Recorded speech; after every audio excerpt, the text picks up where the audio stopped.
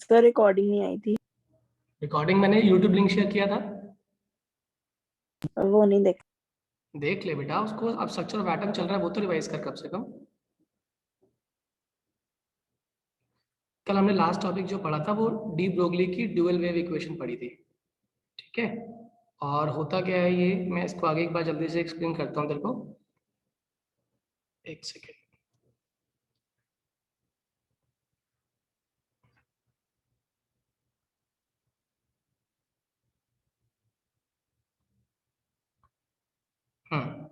अब देखना बेटा, अब जो हम बात करेंगे ना उसको ध्यान से समझ लेना कि स्ट्रक्चर ऑफ एटम में नेक्स्ट टॉपिक जो हमें पढ़ना है डी ब्रोगली वेव इक्वेशन के बाद, वो सुन लीजिए कौन कौन सा आता है। पहले तो डी ब्रोगली वेव इक्वेशन क्या है ये समझ लो। इसने कहा था E is equals to H nu, first equation, और E is equals to mc square, second equation. दोनों इक्वेशंस को जब हम कंबाइन कर देते हैं तो क्या निकल के आता है, H nu is equals to mc square. अब एच न्यू का न्यू क्या होता है, H C by lambda, is equal to क्या हो गया, mc स्क्वायर। एक सी से सी चला गया, तो बताओ मुझे लेमडा की वैल्यू क्या हो गई। Lambda comes out to be H upon M C, M I right. Yes. अब h अपॉन एम सी को मैं h अपॉन एम वी भी कह सकता हूँ पार्टिकल की वेलोसिटी के टर्म्स में। तो h अपॉन एम वी, ये एम वी जो होता है मोमेंटम होता है, तो लेमडा का फॉर्मूला बन के आ गया h upon P. So lambda is equals to h upon P. This is your de Broglie equation, dual behaviour इसने कंफर्म किया था, ठीक है। इसके बाद जो हमें स्टडी करना है that is your Heisenberg uncertainty principle, very important, और ध्यान से समझना है इसको। हेजनबर्ग ने एक ही बात कही। हेजनबर्ग ने कहा कि हम किसी भी सब एटॉमिक पार्टिकल का, किसका, सब एटॉमिक पार्टिकल का साइमल्टेनियसली, सब एटॉमिक पार्टिकल का साइमल्टेनियसली दो चीजें कैलकुलेट नहीं कर सकते। दो चीजें कैलकुलेट नहीं कर सकते, कौन कौन सा है, पहला होता है उसकी पोजीशन और दूसरी होती है उसकी वेलोसिटी। कौन कौन सी दो चीजें कैलकुलेट नहीं कर सकते आप साइमल्टेनियसली, एक तो पोजीशन है और एक क्या है, वेलोसिटी, है ना। तो उनके बीच में उसने कहा कुछ ना कुछ अनसर्टेनिटी आ जाएगी, और अनसर्टेनिटी को उसने रिप्रेजेंट किया delta x. Delta x is the uncertainty in position and delta p is the uncertainty in momentum which is greater than equals to h upon 4 pi। Delta x को delta x रहने दो, delta p क्या होता है, momentum होता है ना। Momentum में क्या एम चीज डेल्टा सर्टेन है, वी। मोमेंटम में मास तो सर्टेन है, तो m delta v is greater than equals to h upon 4 pi। तो अगर मैं इस फॉर्मूले को और क्लोज करने की कोशिश करूं तो ये बनता है delta x dot delta v is greater than equals to h upon 4 pi m। Am I clear बेटे। Yes sir. अच्छा, ये जो अनसर्टेनिटी प्रिंसिपल है हेजनबर्ग का, ये भी प्रॉपरली चल नहीं पाया। कारण क्या है, जब ये हो रहा था, अनसर्टेनिटी प्रिंसिपल हो रहा था, तो कुछ सिग्निफिकेंस भी निकल के आई इसकी। सिग्निफिकेंस की बात करूं तो पहली सिग्निफिकेंस जो आती है, उसने कहा he ruled out concept of fixed trajectory. Concept of fixed trajectory, उसने कहा ऐसा है किसी भी चीज की ट्रेजेक्ट्री उसका पाथ होता है कि पार्टिकल क्या पाथ फॉलो कर रहा है। अब पाथ फॉलो करने के लिए हमें क्या क्या पता होना जरूरी है, हर पॉइंट पे उसकी वेलोसिटी, उसकी पोजीशन। लेकिन हम तो कभी भी किसी भी सब एटॉमिक पार्टिकल की एक साथ दो चीजें कैलकुलेट नहीं कर सकते, क्या, पोजीशन और वेलोसिटी। इसीलिए जो फिक्स ट्रेजेक्ट्री वाला कंसेप्ट है ये अपने आप में एम्बिगुअस है, गलत है। इसका एक लिमिटेशन भी था, ये तो एडवांटेज हो गई, इसकी एक लिमिटेशन भी है। लिमिटेशन ये है कि this law was applicable, applicable only for microscopic bodies. Applicable किसके लिए है ये, माइक्रोस्कोपिक बॉडीज के लिए। किसके लिए एप्लीकेबल नहीं है ये, मैक्रोस्कोपिक बड़ी बॉडीज के लिए। कार में हम दोनों चीज कैलकुलेट कर सकते हैं, क्या क्या, जल्दी बोलो। मैक्रोस्कोपिक में ये वैलिड इसलिए नहीं क्योंकि हम किसी भी गाड़ी की पोजीशन और वेलोसिटी साइमल्टेनियसली कैलकुलेट कर सकते हैं, हाँ है ना। Yes sir. ओके, अब सुनो आगे की बात। अब इस पर बेस क्वेश्चन कैसे आते हैं, देखो जैसे मान लो उसने कहा कि आपके पास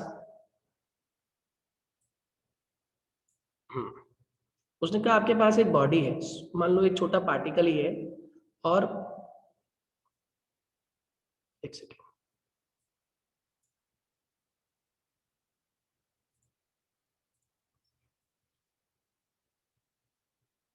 एक पार्टिकल है, ठीक है, और उस पार्टिकल ने जो उसकी डिस्टेंस, हाँ, उसको हमने 0.1 एंगस्ट्रॉम उसका डिस्टेंस उसने ट्रैवल किया, ठीक है, और what is the uncertainty involved in its velocity, उसकी वेलोसिटी में मुझे अनसर्टेनिटी निकालनी है, डेल्टा वी निकालनी है। तो फॉर्मूला क्या निकालोगे, delta X dot delta V is greater than equals to H upon 4 pi. What is delta X, uncertainty in position, what is delta V, uncertainty in velocity. तो जब मैं डेल्टा एक्स की बात कर रहा हूँ तो वो तो मुझे पता है कितना दिया हुआ है, 0.1 एंगस्ट्रॉम, हाँ या ना? हाँ बोलो। तो हम मास नहीं लेंगे? मास भी लेंगे, नीचे m आएगा, तो ये हो गया हमारा 0.1 इंटू 10 की पावर -10, सही है। तो लिख दिया मैंने इसको 0.1 हो गया ना, तो ये हो गया 1 इंटू 10 की power -11 into delta V greater than equal to H की वैल्यू कितनी हो गई, 6.6 into 10 to power -34 upon 4 as it is, pi की वैल्यू 3.14, और मास ऑफ इलेक्ट्रॉन दिया हुआ है, अगर इलेक्ट्रॉन दिया तो मास ऑफ इलेक्ट्रॉन लेंगे, और कोई पार्टिकल दिया है जनरली, कोई पॉजिटिवली चार्ज पार्टिकल, तो mass of positive charge particle ये होता है 9.1 10 का -31 kg। यहाँ से डेल्टा भी निकाल लोगे, यस। समझ आ गई बात? आगे आ जाओ। ये जो कह रहा है कि बाय जो बोर मॉडल था, इसके बाद एक क्वेश्चन आता है कि बोर मॉडल क्यों फेल हो गया, failure of Bohr model. Bohr model के फेल होने का एक ही रीजन है कि पहली बात तो बोर मॉडल जो था वो हाइड्रोजन एटम के लिए था, है ना, और ये बाकी जितने भी मल्टी इलेक्ट्रॉन एटम्स थे उनके लिए एप्लीकेबल नहीं था। तो पहले तो हम लिख देते हैं ओनली फॉर हाइड्रोजन और हाइड्रोजन लाइक स्पीशी के लिए था ये, ठीक है। और दूसरी बात, ये पूरी तरीके से इग्नोर करता था, किसको इग्नोर करता था, डुअल बिहेवियर को। इसने मैटर का डुअल बिहेवियर जो है उसको पूरी तरीके से मना कर दिया। तो मैटर का डुअल बिहेवियर के बारे में भी इसने कोई भी हामी नहीं भरी। Am I clear? Yes sir. ठीक है, अब आगे समझो जरा, ये क्लियर हो गया तो अब इसके बाद आता है हमारा quantum mechanical model. Quantum mechanical model. Sir हाँ बेटा। सर जैसे जो इस साल जो पार्ट्स कटे हैं हमारे साइंस में से, वो मतलब नीट और जी में आएंगे आएंगे या फिर वो नहीं आएंगे? आएंगे आएंगे। Okay sir. अब देखिए क्वांटम मैकेनिकल मॉडल, सबसे पहले ना जो साइंटिस्ट हुए, एक साइंटिस्ट थे इरविन श्रोडिंगर, इन्होंने इलेक्ट्रॉन के पाए जाने की प्रोबेबिलिटी को एक्सप्लेन किया। इन्होंने कहा ऐसा है, जब हम इलेक्ट्रॉन्स की बात करते हैं तो इलेक्ट्रॉन्स किसी एक पर्टिकुलर एक्सिस में एक पर्टिकुलर जगह पे मिलेंगे, ये कभी भी पक्का नहीं है। इलेक्ट्रॉन्स मिलेंगे जरूर, ये तो पक्का है, लेकिन कहाँ मिलेंगे कैसे मिलेंगे ये पक्का नहीं है। इसी इक्वेशन को समझाने के लिए उन्होंने इक्वेशन लिखी, del square psi, psi probability को रिप्रेजेंट कर रहा है, del square psi upon del X square plus del square psi upon del Y square plus del square psi upon del Z square is equals to energy. इसका मतलब ये है, साई क्या होता है यहाँ पे, साई रिप्रेजेंट कर रहा है वेव फंक्शन को, और एक्स वाई जेड में इन्होंने क्वाड्रेटिक ली थी, क्योंकि किसी भी इलेक्ट्रॉन के पाए जाने की प्रोबेबिलिटी जितनी प्लस एक्स एक्सिस में है उतनी ही माइनस एक्स में भी है, जितनी प्लस वाई में है उतनी ही माइनस वाई में भी है, जितनी प्लस जेड में है उतनी ही माइनस जेड में भी है। तो ये सारे के सारे प्रोबेबिलिटीज, वैसे कि प्लस जेड और माइनस जेड कुछ होता नहीं है, बस ये है कि मैं, मेरा फ्रेम ऑफ रेफरेंस क्या है, अगर मैं ऊपर की तरफ जा रहा हूँ तो मैंने उसे प्लस बोल दिया, तो ऑब्वियस सी बात है जब मैं नीचे देखूंगा तो वो क्या काउंट होगा, माइनस, ठीक है। इन तीनों एक्सिस को अगर मैं जोड़ दूं, आप देखो इन तीनों की प्रोबेबिलिटी को जोड़ दूं, तो ऑब्वियस सी बात है इलेक्ट्रॉन इनमें से कहीं पर है, तो अगर प्रोबेबिलिटी का सम करूंगा तो मेरे लिए तो पक्की बात होगी ना, इलेक्ट्रॉन की पोजीशन निकाल दूंगा मैं।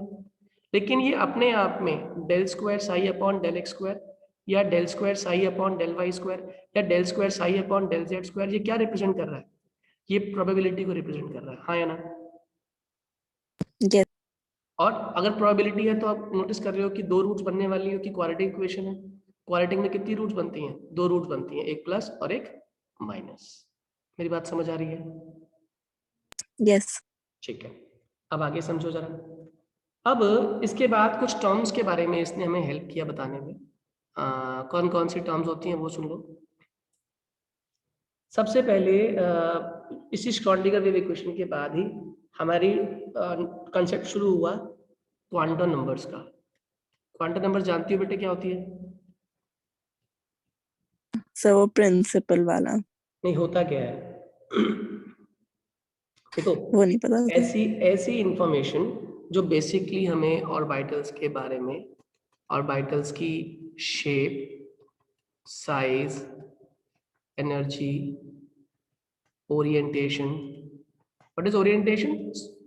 3 डायमेंशनल स्पेस में कैसे अपने आप को अरेंज किया है, इसके बारे में जो इंफॉर्मेशन दे, जो हमें इंफॉर्मेशन दे, उसको हम लोग क्या बोलते हैं?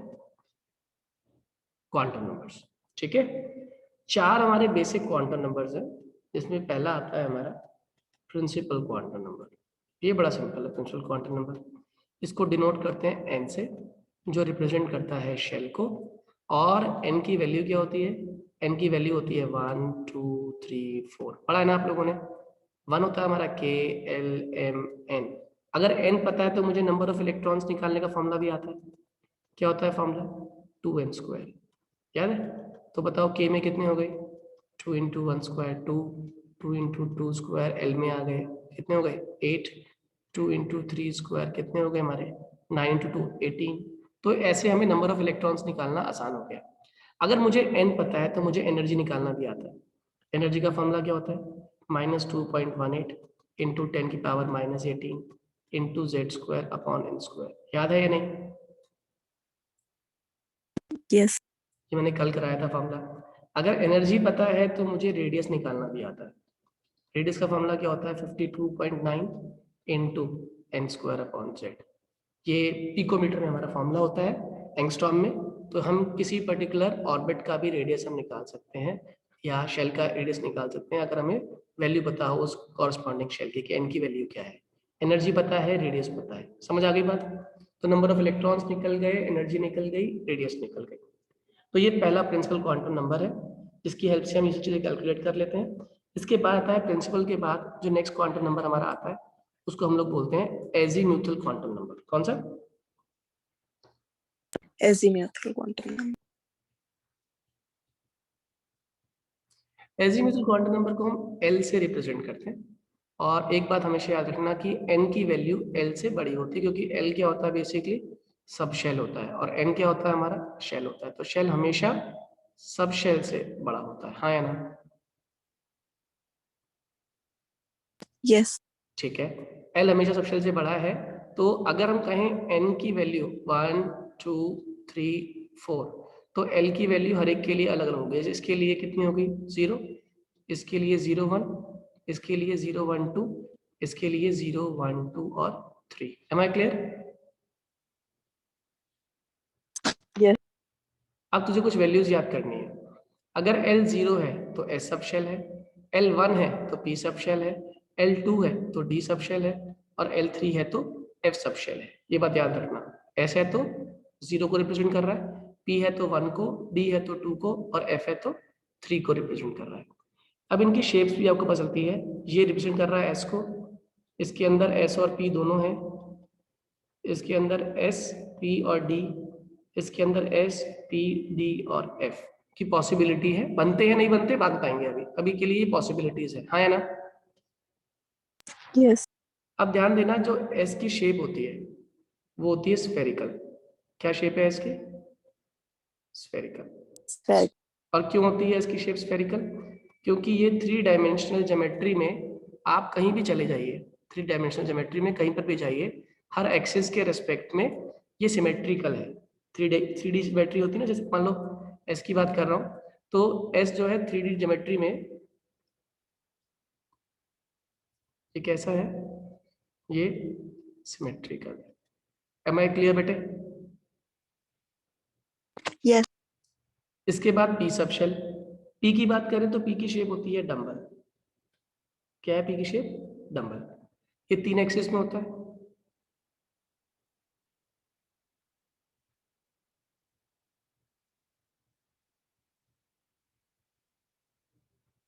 ठीक है, ये वाला मान लीजिए पी एक्स, ये वाला पी वाई, और ये क्या हो गया हमारा पी जेड। ये 3 एक्सिस को रिप्रेजेंट कर रहा है हमारा। और शेप क्या है तीनों की? Dumbbell shape. Am I clear? इसकी शेप क्या है? सिमेट्रिकल है, और ये स्फेरिकल शेप का है। ये स्फेरिकल शेप का है। इसमें प्रोबेबिलिटी इलेक्ट्रॉन्स की हर जगह इक्वल होती है। प्रोबेबिलिटी इज सेम, है ना? कहीं से भी जाओ प्रोबेबिलिटी सेम आती है इसके अंदर। इसमें जो x में ऑब्वियसली बात है y में नहीं मिलेगा, जो y में है वो z में नहीं मिलेगा। Am I clear? यस। अब इसके बाद आता है हमारा डी सब शेल। डी की शेप होती है डबल डंबल, और ये एग्जाम में आती है ड्रॉ करने के लिए। पी की शेप, डी की शेप, 1 मार्कर्स और 2 मार्कर्स में। अब इसके अंदर 5 डायग्राम बनते हैं डबल डंबल के, वो आप समझ लेना। जब हम बात करते हैं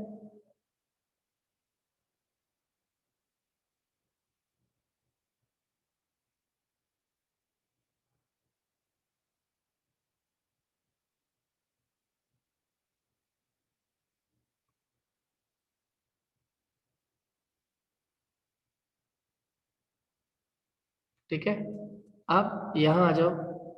x y, y z, z x, x y, x y। देखो पहला वाला जो शेप बन रहा है हमारा, इसको हम लोग बोलते हैं dxy, इसको बोलते हैं dyz, इसको बोलते हैं dzx, इसको बोलते हैं dx2 y2, और इसको क्या बोलते हैं dg2, और इस रिंग को बोलते हैं लुम्फी, लुम्फाई। ठीक है, डबल डंबल इसकी शेप होती है। और 3 तो होते हैं ऑर्बिटल्स के बीच, मतलब एक्सिस के बीच में, और 2 होते हैं ऑन दी एक्सिस। ये याद रखना। ठीक है बेटे, बात समझ आ रही है? सर एक बार लास्ट वाला दोबारा बता दो। लास्ट वाला रिंग के ऊपर देखो, एक एक एक्सिस पे तो ये डंबल बन गया, और 2 एक्सिस है ना यहाँ पे दिख रहे होंगे आपको। ये मान लो ये 3 डायमेंशनल स्पेस है। देखा जाए तो ऑब्वियस सी बात है, ये इस तरीके से अगर एक प्लेन है तो प्लेन पे तो रिंग बन रही है, और ऐसा है। समझ गए बेटा? Yes sir. अब आता है हमारा एफ सब शेल। एफ सब शेल की कोई फिक्स शेप नहीं होती, ये डिफ्यूज शेप होती है, जैसे धुआं, है ना? लेकिन एक्सपेरिमेंट में ये पता चल गया कि एफ की भी शेप डिफ्यूज नहीं है, इसकी भी फाइनाइट शेप होती है। लेकिन हम एनसीईआरटी के बेसिस के लिए मान के चलते हैं कि एफ की शेप कैसी है, डिफ्यूज शेप है। तो एजीमुथल क्वांटम नंबर से हमें ये जानकारी मिलती है। एजीमुथल क्वांटम नंबर के बाद जो इंपॉर्टेंट क्वांटम नंबर आता है, that is your magnetic quantum number. Magnetic quantum number, इसको डिनोट करते हैं हम m चरणों में l से, और ये बेसिकली ओरिएंटेशन ऑफ ऑर्बिटल्स को रिप्रेजेंट करता है। मतलब कि ऑर्बिटल स्पेस में ऐसे होगा, ऐसे होगा, या ऐसे होगा। होगा जरूर, मगर कैसे होगा इसके बारे में कोई जानकारी नहीं है। और ml जो होता है, m डिपेंड्स अपॉन, m का जो फॉर्मूला होता है, it is from -l to +l। ये इसका फॉर्मूला होता है, -l से +l। When we talk about -l to +l, then the value of l, for example, if I'm talking about n is equals to 1, then l is equals to 0, so m would be equal to s sub shell। Okay, so m s को represent कर रहा है, और अगर m की value बात करें, अगर m की, sorry, m is equal to s नहीं, m की जो वैल्यू आएगी, it would be 0 only, because the value of m is from -l to +l। अगर हम मान लीजिए n इज इक्वल्स टू 2 है, then the value of l is equals to 0 and 1। So we have to calculate specific value for this L, जब L 0 है तो M कितना होगा, M would be 0. When L is equals to 1, M comes out to be -1, 0 and +1. Am I right? Yes. अब एक बहुत important बात समझना, ये जो 1 है, ये -1 है, 0 है, +1 है, ये बेसिकली ऑर्बिटल्स को रिप्रेजेंट कर रहे हैं. किसको रिप्रेजेंट कर रहे हैं? ऑर्बिटल्स को. ऑर्बिटल्स क्या होते हैं? वो रूम्स. बेसिकली ये तीनों के तीन रूम्स किसको रिप्रेजेंट कर रहे हैं? ये तीनों के तीनों रूम्स रिप्रेजेंट कर रहे हैं पी सबशेल को. और पी सबशेल में 3 ऑर्बिटल्स हैं. और याद रखना, हर ऑर्बिटल में every orbital has max of 2 electrons. कितने इलेक्ट्रॉन्स होते हैं उसके? Maximum of 2 electrons. तो मुझे बताओ पी ऑर्बिटल, पी सबशेल में कितने आ गए? 6 इलेक्ट्रॉन्स. ठीक है. अब n इज इक्वल्स टू 1 है, n इज इक्वल्स टू 1 है, तो ऑब्वियस ही बात है l इज इक्वल टू 0. और l इक्वल टू 0 क्या होता है? s subshell. और इसके लिए अगर m निकालूं तो m भी 0 ही आएगा, यानी कि एक रूम. क्यों बेटा? 0 मतलब इस एक कमरे को रिप्रेजेंट कर रहा है 0. इस कमरे का नंबर कितना है? 0 नंबर कमरा है. और हर कमरे में कितने इलेक्ट्रॉन्स? 2 इलेक्ट्रॉन्स. तो याद रखना, s सबशेल कह लो या s ऑर्बिटल कह लो, एक ही बात है. उसमें कितने इलेक्ट्रॉन्स हैं? 2. सर बोलो. सही. राइट में आपने जो 3 बॉक्सेस बनाए हैं, ये कैसे पता लगा कि पी सबशेल? आपकी m की कितनी वैल्यूज आ रही हैं? You are having 3 values for अच्छा, you are having 3 values for m, that is -1, 0, +1. It means how many orbitals? 3 orbitals. Am I clear?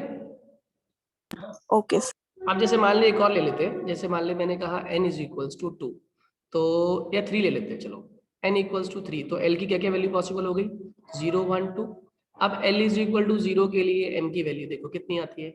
0. अब l इज इक्वल्स टू 1 के लिए m की वैल्यू क्या हो गई? -0 +1. l इज इक्वल्स टू 2 के लिए m की वैल्यू क्या हो गई? -2, -1, 0, +1 और +2. Am I clear? यहाँ कितने बने रूम्स? बता मुझे, कितने रूम्स बनेंगे? 5. यहाँ कितने रूम्स बनेंगे? 3. यहाँ पर 1. इसमें कितने इलेक्ट्रॉन्स? 2. इसमें 6 और इसमें 10. वैसे भी L इज इक्वल्स टू 2 किसको रिप्रेजेंट करता है? D सबशेल को. L इज इक्वल्स टू 1 किसको करता है? P को. और L is equal to 0 S. तो इससे कंफर्म हो गया मुझे कि जो D सबशेल है उसमें 10 इलेक्ट्रॉन्स आ सकते हैं. P में कितने आ सकते हैं? 6 आ सकते हैं. और S में 2 इलेक्ट्रॉन्स आ सकते हैं. Am I clear Khushboo? Yes. समझ आ गया अच्छे से बेटा? Yes okay. ठीक है. अब आता है हमारा लास्ट क्वांटम नंबर, जिसको हम लोग बोलते हैं स्पिन क्वांटम नंबर. कौन सा? Spin quantum number. इसको रिप्रेजेंट करते हैं हम m चरणों में s से. और बेसिकली ये इलेक्ट्रॉन्स की स्पिन को कंफर्म करता है. किसको कंफर्म करता है? इलेक्ट्रॉन्स की स्पिन इन ऑर्बिटल. 2 ही तरह की स्पिन हैं, ध्यान रखना. इलेक्ट्रॉन्स किसी भी ऑर्बिटल में 2 ही तरीके से. हाँ, एक होता है हमारा, एक को मान लीजिए हम कह देते हैं क्लॉकवाइज, तो एक को हम लोग बोलते हैं anticlockwise. Am I clear? Yes. ठीक है. क्लॉकवाइज को अगर आप +½ कह देते हो तो एंटी क्लॉकवाइज को -½ कह देते हो. कहानी समझ आ रही है? यस. हाँ.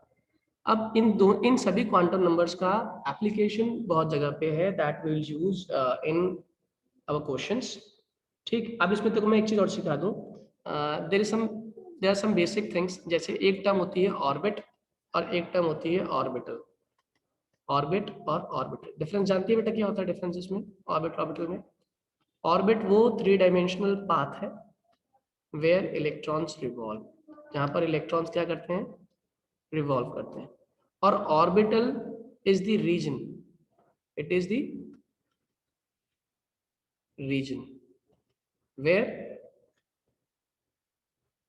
probability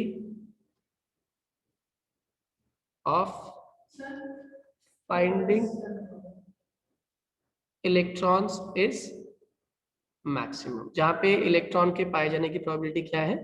मैक्सिमम है. उसे हम लोग क्या बोल देते हैं? ऑर्बिटल बोल देते हैं. क्लियर? समझ आ रही है बात? यस.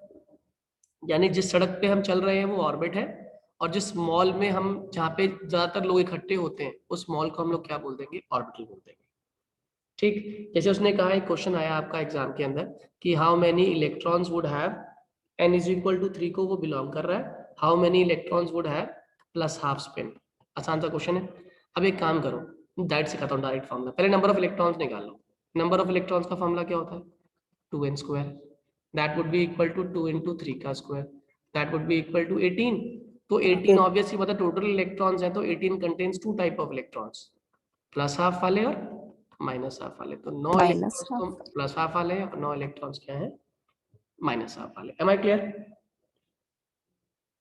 Yes sir. अगर मान लो उसने कह दिया 3D में स्पिन कितनी है प्लस हाफ, बताओ ऐसे कितने इलेक्ट्रॉन। ध्यान रखो, अब उसने स्पेसिफिक कर दिया 3D। अब डी में कितने आते हैं आप जानते हो, डी में 10 इलेक्ट्रॉन्स आते हैं, है ना। तो ऑब्वियस सी बात है 5 इलेक्ट्रॉन तो प्लस हाफ वाले होंगे और 5 ही इलेक्ट्रॉन्स आपके माइनस हाफ वाले होंगे। मेरी बात समझ आ गई? यस। ठीक है खुशबू, अभी के लिए इतना रखते हैं। मैं आधे घंटे की क्लास ना और रिकॉर्ड करके भेजूंगा आपको, वो देख लेना आज। ठीक है बेटा? Okay sir. ओके सर बच्चों, इसकी भी रिकॉर्डिंग भेज दो। हाँ भेज दूंगा भेज दूंगा। God bless you.